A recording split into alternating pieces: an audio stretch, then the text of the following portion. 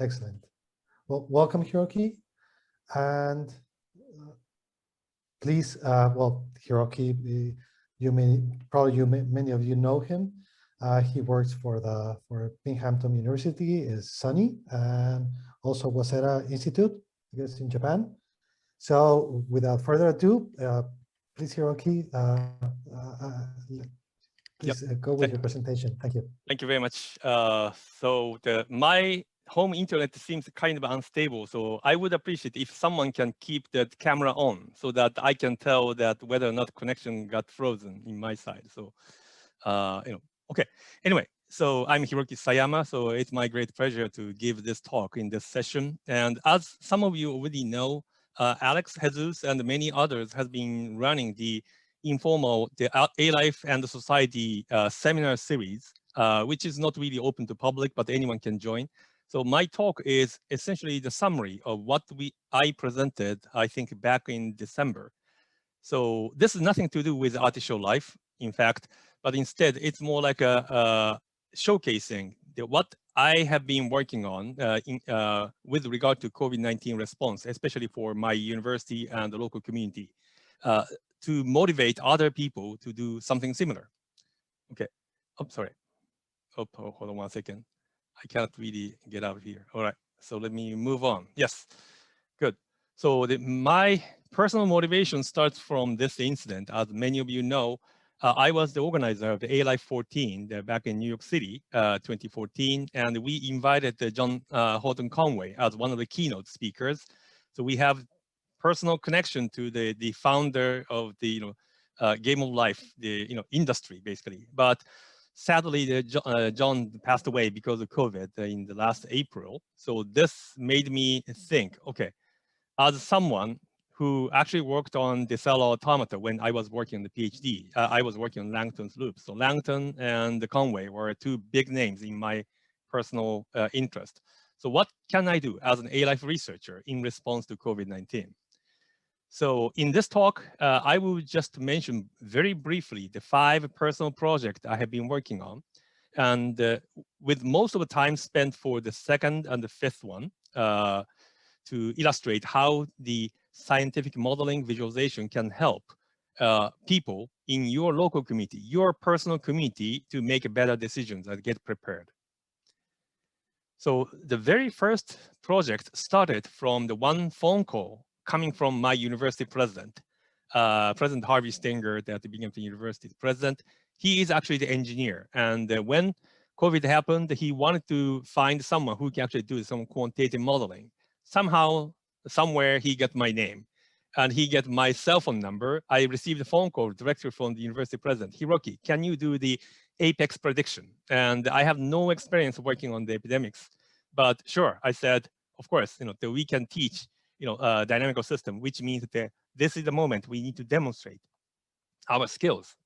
And obviously, back then in the early March and the early April, there weren't so many pieces of information available. So we went to the very simplistic model, just SIR model, and they tried to fit the curve by adjusting parameters to the existing epidemic data available in local community.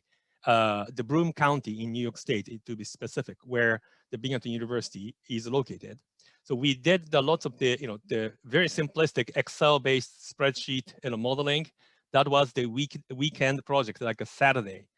When I received a phone call from the president in the morning, I was working in the afternoon. By the evening, we get some pretty decent results.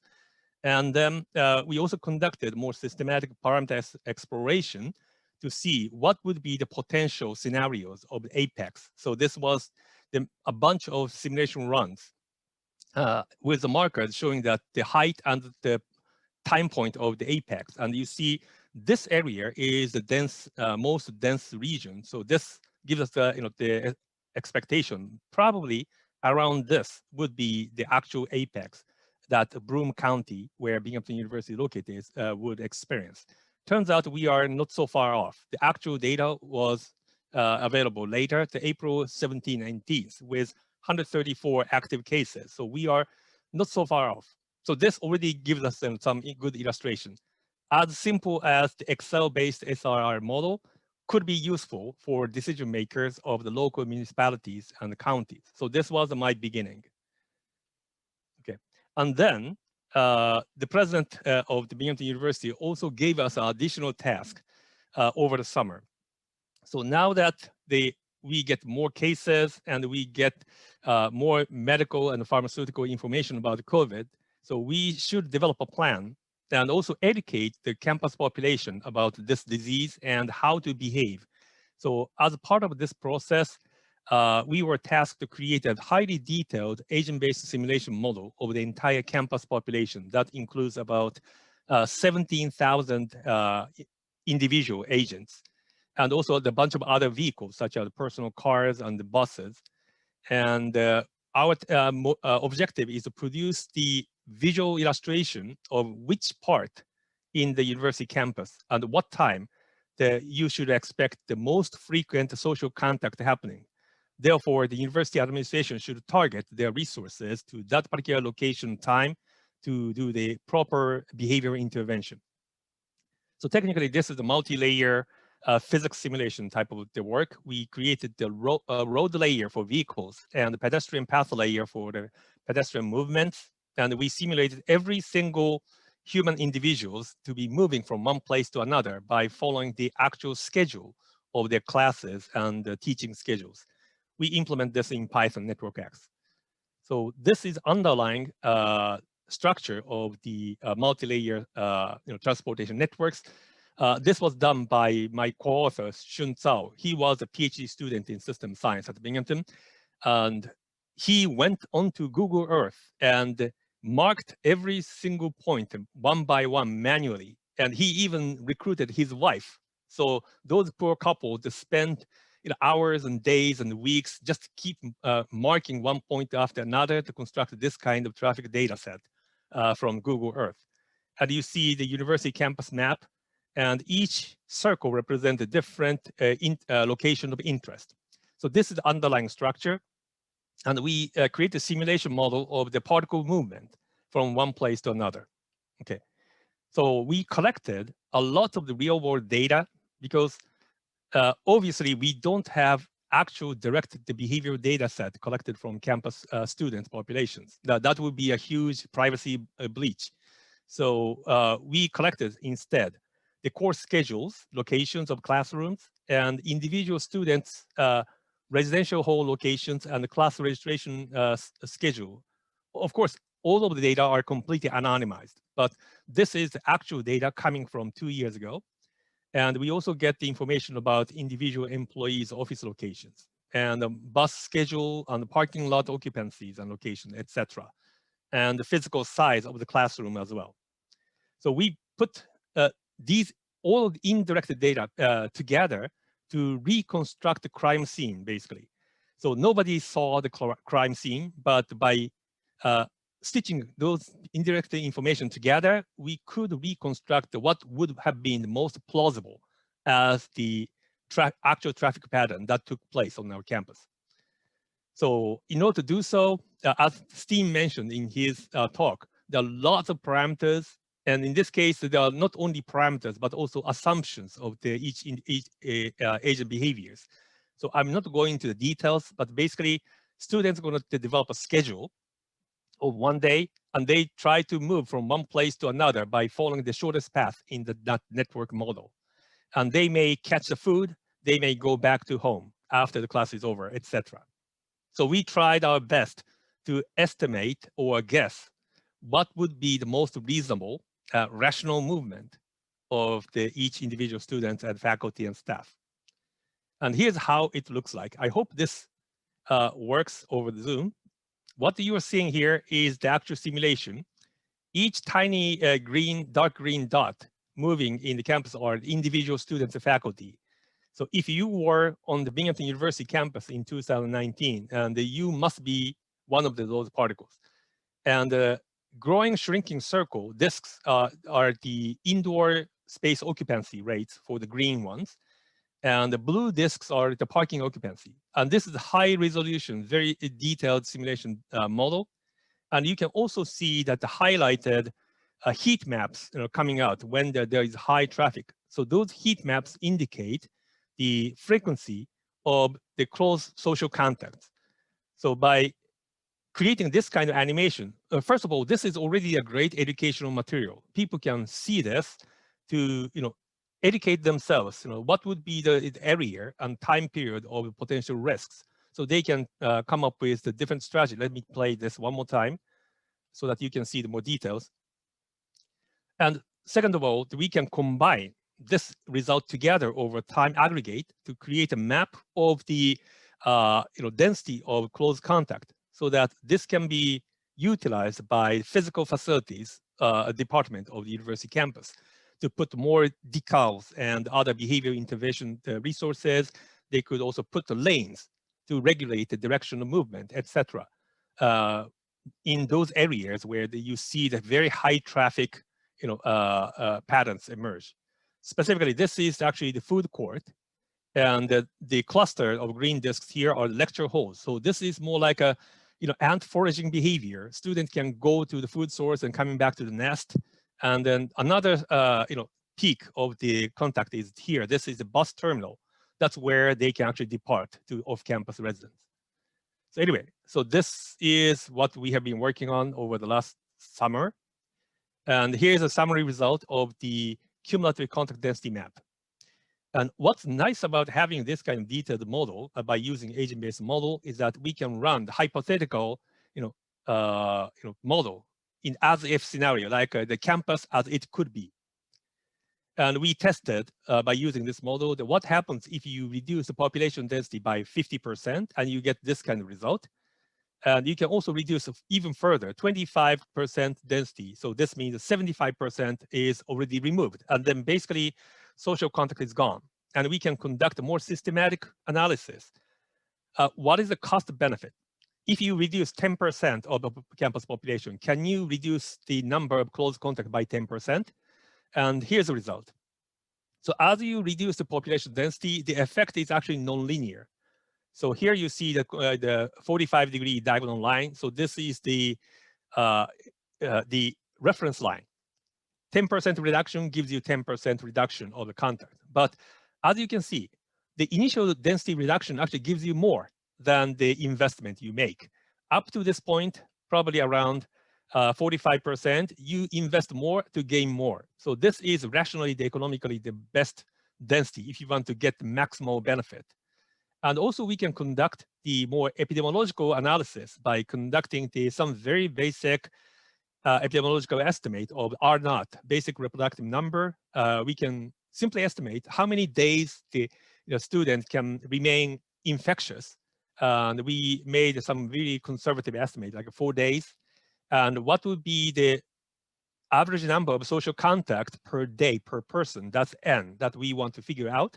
And the infection rate per social contact, again, we put some really conservative number. And this gives us the estimate that if the number of social contact per day per person is below 5, then spread will not happen in the classroom. And this nicely coincides with the other economical analysis. So 45% population density would be below the threshold. So we reported this result to the university administration. As a result, together with many other estimates, so they decided to reduce population by 60%. So the actual campus operated around 40% population density. It was successful. And many other projects we also worked on. I also worked on the epidemiological modeling of the university campus, and by creating another agent-based model, again, about the same size, 1,700 students, and simulated their dormitory locations and their random social network connections, etc., to make the prediction of how many isolation and quarantine rooms would be needed. And this project was not used so much by the university administration because there are so many other factors that we need to consider. So this is something I'm going to touch on later. But modelers, modeling the process does not really capture all the complexity of the real world. A couple other projects. I have only a few minutes to go. I also keep producing the New York State county level visualization map and all the charts, and then keep submitting this to the university president and the public health advisory group. And this kind of spatially heterogeneous map is very useful to understand what's going to happen. Even if you know the numbers in your local area, it actually helps to see what's happening in the downstate New York, what's happening upstate all the way to the Erie County and Rochester, Syracuse. Those population centers are basically, working as a sensor for us. Binghamton is located here. And you can also see that what's happening to the west and to the east, and that gives you some kind of, the forecasting results if you look at the spatially heterogeneous patterns. I still keep doing this until now, and sadly, right now in the downstate New York, number is rapidly increasing because of the Delta variant. And finally, I also keep visualizing the nationwide and worldwide COVID-19 activity visualization. So here's one example. This is the animation of the COVID-19 cases in the US from the early 2020 up to now, this point, this year. Now we are seeing that emergence of the Delta variant in the Missouri and Louisiana. So this is very concerning, and also Florida. And this was using the data coming from Johns Hopkins University. And one technical innovation, very minor innovation here, is instead of visualizing just a quantity, I also visualize a phase by changing the color scheme based on the dynamically rescaled color range. So every time you see that the increasing phase, this is always visualized in red. And anytime that you see the downhill, so this is relatively smaller than the maximum value experienced so far, so that you can see that uprising phase and down phase are always represented by the red and blue. So this is the formula we used, and then continuously using this in the visualization for this kind of map. Another example is the global one. Again, the same visualization. I still keep posting this to my Twitter account. So if you want to see the most recent one, please watch my Twitter account. As you see, looking at the curves is one thing, but looking at the map is yet another thing. Right now, this is the situation as of the last week, and you see the huge problem going on right now that the Africa, the Middle East, and the Southeast Asia, and Russia, and many other, and the UK also, and not to mention South America. So we are now experiencing the full-blown fifth wave. So COVID is by no means over at this point. So anyway, so through these processes, I would like to share a little bit of the lessons I learned. One, many people try to consider how the A-Life as a discipline can help the COVID. But what I experienced through each of these projects is that we should forget about discipline. But instead, we are already at individual level very skillful technical individuals. So we can do a lot of stuff, even though the stuff we do may not be so A-Life-ish. So serve the community, not to the discipline.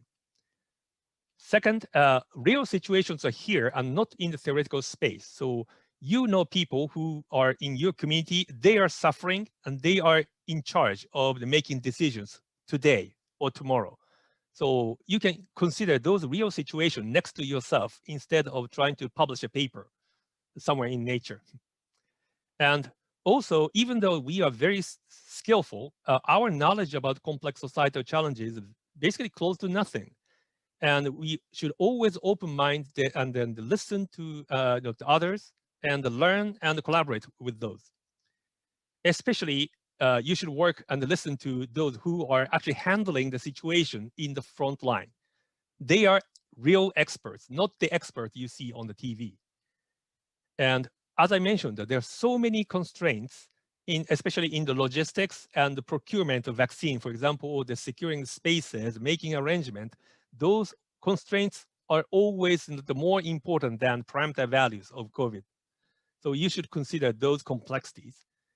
And this is really frustrating. Things keep changing in a matter of days. You developed the model and it's already invalid for tomorrow.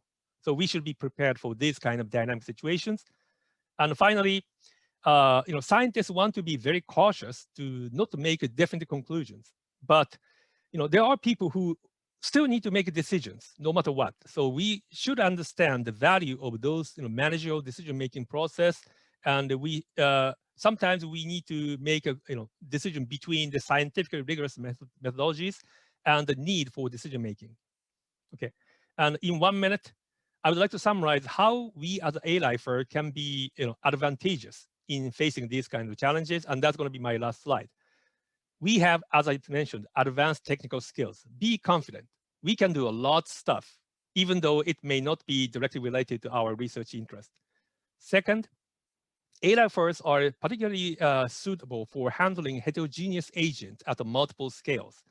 Unlike many other more traditional disciplines like physics, and they want to have all the entities as particles, homogeneous. And third, we look at spatial temporal patterns that are often ignored in many other traditional scientific areas.